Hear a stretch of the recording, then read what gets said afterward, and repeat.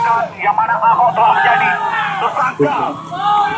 Syederalun, seratusan mahasiswa dan pemuda yang mengatasnamakan Aliansi Mahasiswa Pemuda Pembela Islam atau AMPPI Kabupaten Aceh Barat Daya menggelar aksi super damai di Simpang Cerana, Kota Blangpidi pada Jumat 2 Desember 2016 sekitar pukul 15.30 waktu Indonesia Barat.